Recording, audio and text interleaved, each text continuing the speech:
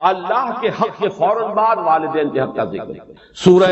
بقرہ کی آیت نمبر 83 اس میں بھی اللہ کے حق کے بعد والدین کا حق۔ سورہ نساء کی آیت نمبر 36 اللہ کے ساتھ شرک مت کرو، اللہ کی بندگی میں کسی کو شریک نہ ٹھہراؤ، والدین کے ساتھ اس نے سلوک۔ سورہ انعام کا 19واں رکوع توحید خداوندی کے فوراً بعد والدین کے ساتھ اس نے سلوک۔ اسی طرح یہاں اور ایک مقام تو اور ہے جو ہم اپنے منتخب نصاب میں پڑھ چکے ہیں، جہاں اس طرح بریکٹ کیا ہے اللہ نے انشکر لی ولوالدیک، کرو شکر میرا اور اپنے والدین۔ اس میں نوٹ کر لیجئے چونکہ ادائے حقوق کا فلسفہ ہے، جیسا کہ میں تمہیدی جو گفتگو ہے اس میں عرض کر چکا ہوں۔ معاشرت کے اندر اصل شے دیکھنی ہے کہ کس کا کیا حق، وہ حق ادا کیجئے۔ اس میں ظاہر بات ہے کہ سب سے بڑا حق تو انسان پر اللہ کا ہے، خالق وہ، مالک وہ، رازق وہ، اور حقیقتاً رب بھی وہی ہے، پالنے والا وہی ہے۔ البتہ پالنے میں اللہ نے ذریعہ بنایا ہے والدین کو۔ انسان وجود میں آتا ہے والدین کے ذریعے، یہ جو بھی نعمت وجود عطا ہوئی ہے اس میں بھی ذریعہ واسطہ والدین بن۔ پھر جو ربوبیت ہے، پالنا پوسنا ہے، اس میں بھی اللہ کی ربوبیت کا سب سے بڑا ذریعہ، خاص طور پر اس وقت جب کہ انسان اپنے پاؤں پر کھڑا نہیں ہے، جیسے کہ آگے آ رہا ہے رب ارحمہما کما ربیانی صغیرا، اے رب جب کہ میں بالکل چھوٹا سا تھا، مجھے تو اپنی ضرورتوں کا احساس بھی نہیں تھا، میں اپنی کسی ضرورت کا شعور بھی نہیں رکھتا تھا، انہوں نے میری کیئر کی ہے، مجھے پالا پوسا ہے، میری ضروریات فراہم کی، یہ میری تکلیف پر خود جاگتے رہے ہیں اور تڑپتے رہے ہیں، اپنا پیٹ کاٹا ہے اور مجھے کھلایا ہے۔ یہ سارا کام جو انہوں نے میرے ساتھ کیا، پروردگار ان کے احسانات کا بدلہ میں نہیں چکا سکتا، تجھ ہی سے درخواست کر رہا ہوں رب ارحمہما کما ربیانی صغیرا۔ تو معلوم ہوا کہ یہ در حقیقت اسلامی تمدن اور اسلامی معاشرت کا اصل الاصول ہے کہ حقوق میں اللہ کے حق کے فوراً بعد بلکہ متصلاً بعد بریکٹڈ اللہ کے حق کے ساتھ والدین کا حق۔ یہاں بھی ذرا ایک فرق جو ہے وہ نوٹ کر لیں، جہاں بات آئے گی اطاعت کی، اطاعت اللہ کے بعد رسول کی، والدین کی نہیں۔ والدین کی اطاعت تو مشروط ہوگی، لیکن اللہ کی اطاعت کے ساتھ بریکٹڈ اطاعت اطیعوا اللہ واطیعوا الرسول۔ سورہ تغابن میں بھی ہم پڑھتے ہیں فَإِن تَوَلَّيْتُمْ فَإِنَّمَا عَلَىٰ رَسُولِنَا الْبَلَاغُ الْمُبِينُ۔ اطاعت میں اللہ کے بعد فوراً اللہ کا رسول، محبت میں اللہ کے فوراً بعد اللہ کا رسول۔ قُلْ إِن كَانَ آبَاؤُكُمْ وَأَبْنَاؤُكُمْ وَإِخْوَانُكُمْ وَأَزْوَاجُكُمْ وَعَشِيرَتُكُمْ وَأَمْوَالٌ اقْتَرَفْتُمُوهَا وَتِجَارَةٌ تَخْشَوْنَ كَسَادَهَا وَمَسَاكِنُ تَرْضَوْنَهَا أَحَبَّ إِلَيْكُم مِّنَ اللَّهِ وَرَسُولِهِ وَجِهَادٍ فِي سَبِيلِهِ۔ تو گویا کہ اطاعت میں بھی اللہ کے فوراً بعد اللہ کا رسول صلی اللہ علیہ وسلم، محبت میں بھی اللہ کے فوراً بعد اللہ کا رسول صلی اللہ علیہ وسلم، لیکن ادائے حقوق شکر اس میں اللہ کے فوراً بعد والدین۔ معلوم ہوا کہ ہر چیز کا اپنا ایک تقاضا ہے،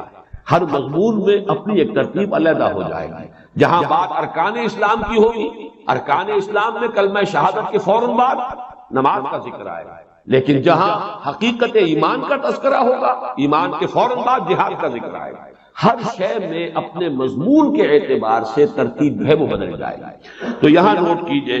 وَقَضَىٰ رَبُّكَ أَلَّا تَعْبُدُوا إِلَّا إِيَّاهُ وَبِالْوَالِدَيْنِ إِحْسَانًا۔ اب یہاں خاص طور پر جو نوٹ کرنے کی بات ہے وہ یہ ہے کہ در حقیقت یہ بھی معاشرتی استحکام اور خاص طور پر خاندان کے ادارے کے استحکام کے لیے بہت بنیادی ہدایت ہے۔ میں عرض کر چکا ہوں جب سورہ تحریم کے تمہیدی مضامین ہم بیان ہو رہے تھے، ان پر غور کر رہے تھے کہ خاندان کے ادارے کا استحکام، ایک تو مرد کی سربراہی،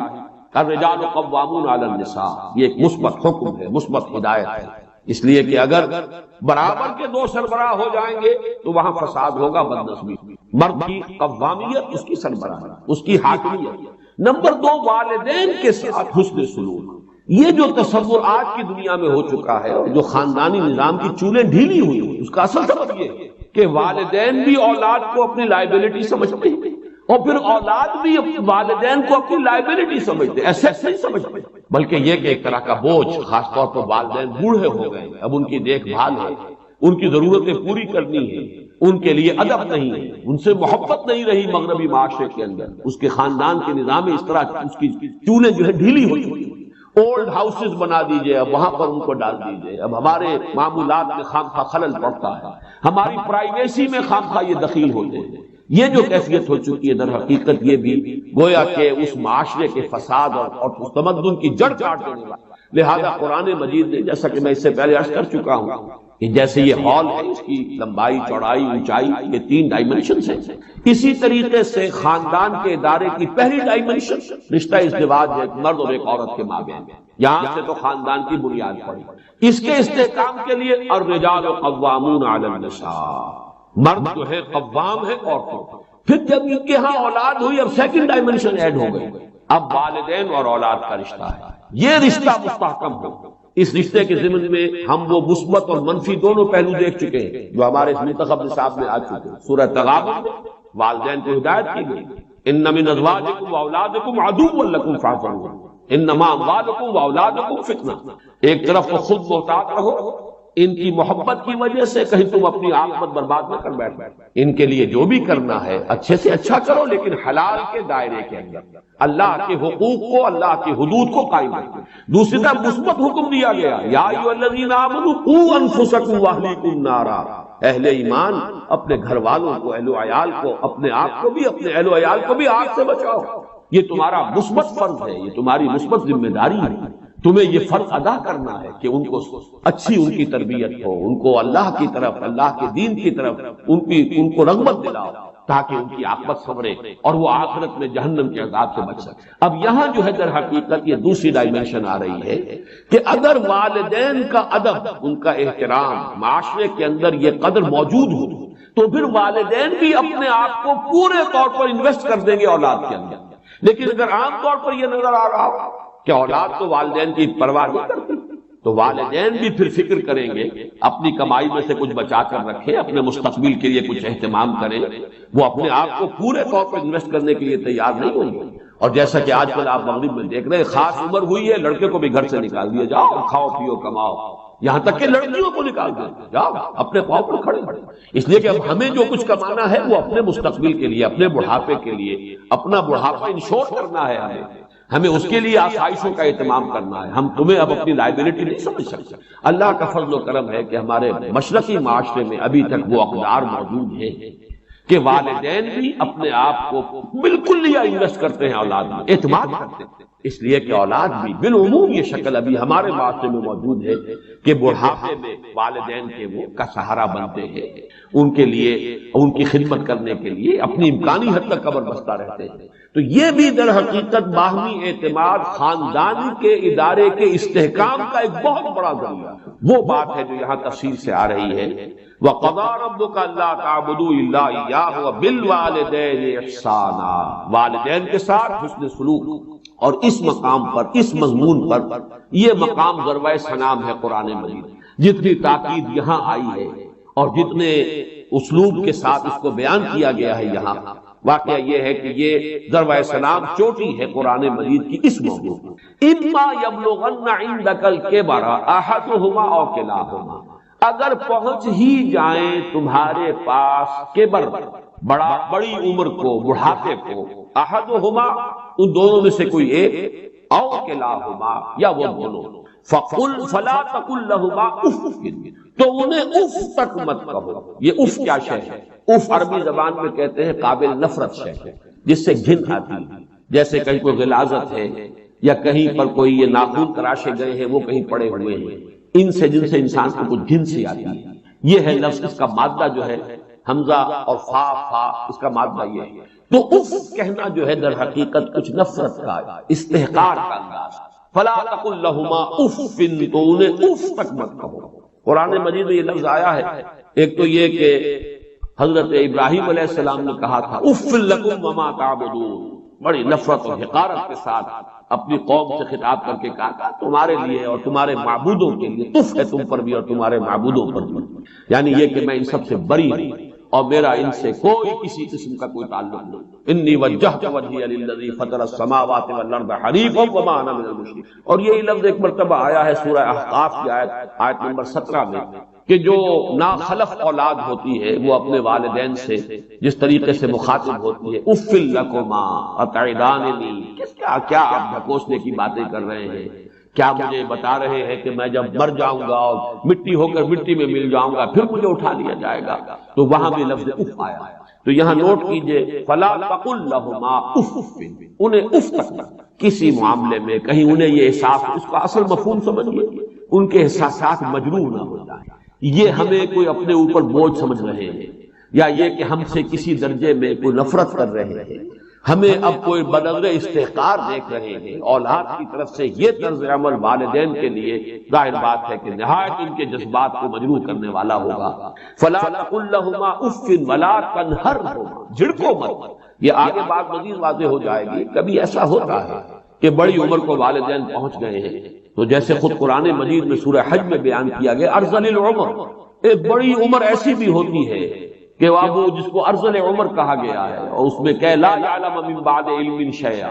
انسان کے حافظے میں، ذہن میں، سوچ میں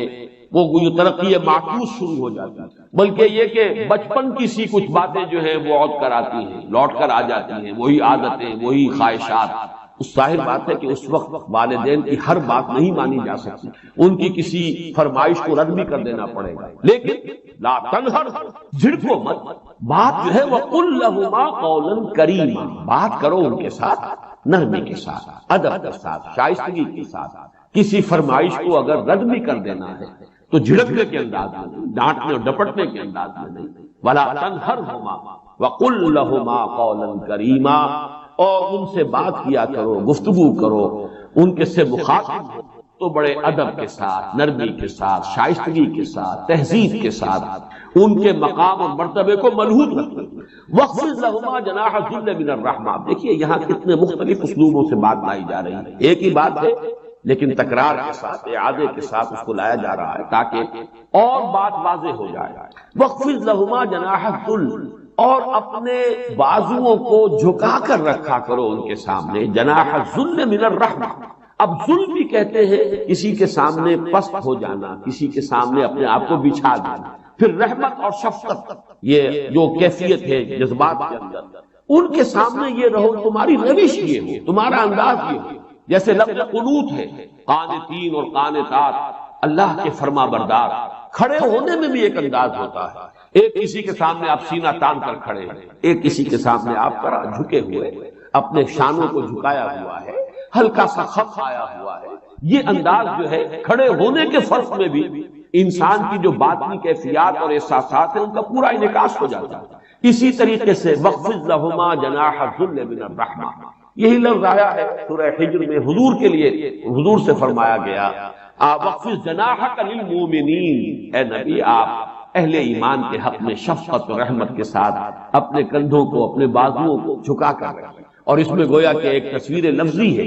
کہ جیسے مرغی جو ہے وہ اپنے بچوں کو اپنے پروں تلے چھپا لیتے ہیں، ذرا سا کہیں خطرہ محسوس ہوا، کوئی اندیشہ ہوا تو چاہے وہ بلی کے ساتھ بلی آ رہی ہو، اس سے لڑنے کو تیار ہو جائے گی مرغی اپنے بچوں کو، ورنہ تو شاید بھاگے وہاں سے، لیکن بچوں کو بچانے کے لیے اپنے ان پروں کے نیچے چھپا کر اور وہ کھڑی ہو جائے۔ تو یہ انداز ہے واخفض جناحک للمؤمنین، اے نبی آپ بھی اپنے کندھوں کو، اپنے بازوؤں کو شفقت کے ساتھ اب اہل ایمان کے سامنے جھکا کر رکھیں، وہ جب آئیں تو محسوس کریں آپ میں رحمت اور رافت اور شفقت۔ وہ لفظ یہاں آیا ہے واخفض لهما جناح الذل من الرحمہ،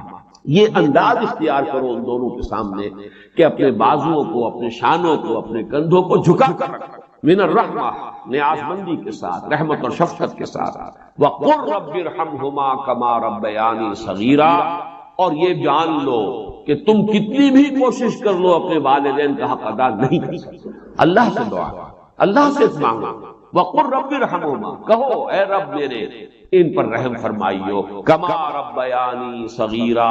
جیسے کہ ان دونوں نے مجھے پالا پوسا تھا جبکہ میں چھوٹا سا تھا۔ یہ میں کئی مرتبہ عرض کر چکا ہوں، یہ تربیت جو ہے باب تفعیل سے، ربا یربی تربیتاً، اس میں اختلاف ہے کہ مادہ اس کا را با با ہے یا را با واو ہے، حرف علت جو ہے آخر میں، لیکن یہ کہ ایک رائے یہ بھی ہے کہ یہ دونوں ایک ہی مادے کی بدلی ہوئی شکلیں ہیں۔ اس بحث میں اس وقت میں تفصیل میں نہیں جانا چاہتا، مختلف مواقع پر یہ بات آ چکی ہے۔ یہاں نوٹ کر لیجئے تربیت، پالنا، پوسنا، پروان چڑھانا، یہ لفظ ربیا یہ باب تفعیل ہے، ربا یربی تربیتاً کما ربیانی صغیرا،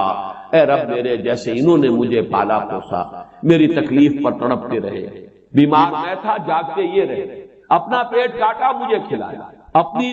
آرام کی قربانی دی اور میرے لیے فکر مند رہے، لہذا اب ان کے احسانات کا بدلہ میں نہیں چکا سکتا، تجھ ہی سے درخواست ہے کہ تو ہی ان پر رحم کر۔ وَقُلْ رَبِّ ارْحَمْهُمَا كَمَا رَبَّيَانِي صَغِيرًا، لیکن اب آگے فرمایا ربکم اعلم بما فی نفوسکم، تمہارا رب خوب جانتا ہے جو کچھ تمہارے جیوں میں ہے۔ ان تکونوا صالحین، اگر تم واقعتاً صالح ہوئے، فإنہ کان للأوابین غفورا، تو اللہ تعالی رجوع کرنے والوں کو معاف فرمائے۔ اس کا جو کانٹیکسٹ ہے اس کو سمجھ لیجئے کہ جیسا کہ میں نے عرض کیا کہ بڑی عمر کو پہنچنے کے بعد بسا اوقات والدین ہیں، اگرچہ والدین ہیں لیکن اب وہ سمجھ نہیں رہی ہے، شعور زائل ہو گیا ہے، جیسے کہ فرمایا وَمِنْكُمْ مَنْ يُتَوَفَّى وَمِنْكُمْ مَنْ يُتَوَفَّى وَمنكم من يرد الى ارذل العمر لكي لا يعلم من بعد علم شيئا، تم میں سے وہ بھی ہوتے ہیں جو پہلے ہی ان کی وفات ہو جاتی ہے، 40 50 60 70 برس کی عمر میں انسان فوت ہو گیا، ابھی حواس قائم ہوتے ہیں۔ وَمِنْكُمْ مَنْ يُرَدُّ إِلَىٰ أَرْذَلِ الْعُمُرِ لِكَيْ لَا يَعْلَمَ مِن بَعْدِ عِلْمٍ شَيْئًا، اور تم میں سے وہ بھی ہوتے ہیں کہ جو اس ارذل عمر کو لوٹا دیے جاتے ہیں کہ سب کچھ جاننے کے بعد کچھ نہ جانے۔ انسان کے حواس جو ہے وہ مختل ہو جاتے ہیں، انسان کا شعور زائل ہو جاتا ہے، وہ فہم باقی نہیں رہا،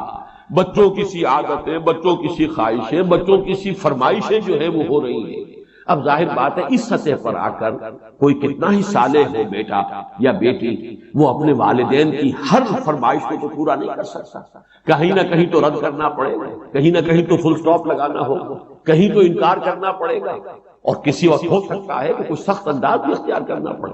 اگر فرض کیجئے کہ حواس بھی مختل ہو گئے ہو، اگر کہیں کسی کا ذہنی توازن بھی بگڑ گیا ہو تو کسی وقت سختی بھی کرنی پڑتی۔ اس اعتبار سے یہ آیت بڑی اہم ہے، ربکم اعلم بما فی نفوسکم۔ اگر اس طرح کی مجبوری کی حالت میں کہیں کوئی طرز عمل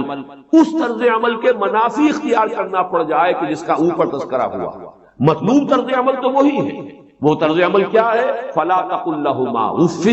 ولا تنهرهما وقل لهما قولا کریما واخفض لهما جناح الذل من الرحمة وقل رب ارحمهما كما ربياني صغيرا۔ اس قدر تفصیل کے ساتھ مطلوب طرز عمل ہے، لیکن یہ کہ اگر کوئی صورتحال ایسی ہو کہ جس میں اس طرز عمل کے برعکس کوئی روش بھی اختیار کرنی پڑے، تو اگر تمہارا اپنا باطن درست ہے، ربکم اعلم بما فی نفوسکم، اللہ خوب جانتا ہے جو کچھ تمہارے جیوں میں ہے، تمہارے دلوں میں ہے، تمہارے سینوں میں ہے، تمہاری نیتیں اس کو معلوم، کس تم صورتحال سے دوچار ہو اس کے علم۔ ربکم اعلم بما فی نفوسکم ان تکونوا صالحین، اگر اندر کا معاملہ درست ہے، نیت تمہاری صحیح ہے،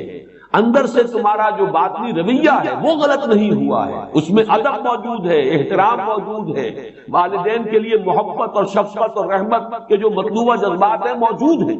لیکن مجبوراً کہیں کوئی طرز عمل اس کے منافی اختیار کرنا پڑ رہا ہے، فَإِنَّهُ كَانَ لِلْأَوَّابِينَ غَفُورًا، تو اللہ تعالیٰ جو ہے ایسے جو رجوع کرنے والے، یہ میں اس سے پہلے عرض کر چکا ہوں کئی مواقع پر، آبا یعوب اوبن تابا یتوب و توبتن، یہ در حقیقت بہت ایک دوسرے کے قریب ہے۔ آبا یعوب سے اواب، یہ فعال کے وزن پر اس میں مبالغہ ہے، بہت رجوع کرنے والا۔ اور ظاہر بات ہے کہ جب کسی انسان کو اپنے والدین میں سے کسی کے ساتھ، بوڑھے والد والدہ یا بوڑھے والد یا بوڑھی والدہ کے ساتھ یہ رویہ اختیار کرنا پڑے گا تو اسے دکھ بھی پہنچے گا، خود افسوس بھی ہوگا، رنج بھی ہوگا، اندر ہی اندر وہ جو ہے صدمہ محسوس کرے گا۔ تو فرمایا کہ اگر یہ کیفیت ہے تو اللہ معاف فرمانے والا ہے، اللہ تعالیٰ تمہاری باطنی کیفیات کو جاننے والا ہے، تمہارے قلبی احساسات اس پر عیاں ہیں، اسے معلوم ہے کہ تم نے یہ جان بوجھ کر نہیں کیا ہے، تم نے یہ بے ادبی کی نیت سے نہیں کیا ہے، تم نے انہیں اپنے اوپر کوئی وبال نہیں سمجھا ہے، تم نے ان کو اپنے لیے کوئی لائبلٹی نہیں سمجھا ہے، لیکن مجبوراً تمہیں کرنا پڑ رہا ہے۔ یہ آج جیسا کہ میں نے عرض کیا اس پہلو سے کہ قرآن مجید کی تعلیم بڑی فطری تعلیم، انسانی معاملہ یہ ہوتا ہے کہ کوئی ایک مسئلہ زیر بحث ہے تو اسی میں بڑھتے بڑھتے انتہا تک جا کر انسان غیر متوازن ہو جاتا ہے۔ یہ اللہ کا کلام ہے، یہاں کہیں بھی آپ عدم توازن نہیں پائیں گے، اس قدر زوردار انداز میں فلا تقل لهما اف ولا تنهرهما وقل لهما قولا کریما واخفض لهما جناح الذل من الرحمة وقل رب ارحمهما كما ربياني صغيرا۔ اب آپ اندازہ کیجئے اس سے زیادہ ایمفیسس ممکن ہے؟ لیکن یہ کہ اس کو بیلنس، جیسے سورہ تغابن میں میں نے مثال دی تھی کہ جہاں یہ کہا جا رہا ہے کہ دیکھو ہوشیار رہو، ان من ازواجکم واولادکم عدوا لکم، تمہاری بیویوں اور تمہاری اولاد میں سے کچھ تمہارے دشمن ہیں، ہوشیار رہو، ہوشیار کے رہ بردم تیغس قدم رہا، لیکن بیلنس کیا ہے وَإِن تَعْفُوا وَتَصْفَحُوا وَتَغْفِرُوا فَإِنَّ اللَّهَ غَفُورٌ رَحِيمٌ۔ تین الفاظ مترادف لے آئے گئے کہ یہ نہیں ہونا چاہیے کہ جنگ کا میدان بنا رہے گھر جو ہے، وہاں تو محبت اور شفقت کے کیفیات ہونی چاہیے۔ اس اعتبار سے اگر تم معاف کرتے رہا کرو، درگزر کیا کرو، چشم پوشی سے کام لو، تو اللہ بھی تو غفور اور رحیم ہے۔ کیا تم یہ نہیں چاہتے کہ تمہاری خطاؤں سے اللہ تعالیٰ درگزر فرمائے، تمہاری غلطیوں کو معاف کرے، تمہاری خطاؤں سے چشم پوشی اختیار فرمائے؟ اگر تم چاہتے ہو تو تم یہی روش اپنے گھر والوں کے لیے بھی اختیار کرو، لیکن خود چوکس رہو، چوکنے رہو، کہیں ایسا نہ ہو کہ تم جو ہے غفلت میں ہو اور بیویوں اور اولاد کی محبت تم سے کوئی غلط کام کرا لے، کہیں اللہ کی حدود توڑوا لے، اس سے تجاوز کروا لے۔ یہ ایک بیلنس، یا ایھا الذین آمنوا ان من ازواجکم واولادکم عدوا لکم فاحذروہم وَإِن تَعْفُوا وَتَصْفَحُوا وَتَغْفِرُوا فَإِنَّ اللَّهَ غَفُورٌ رَحِيمٌ۔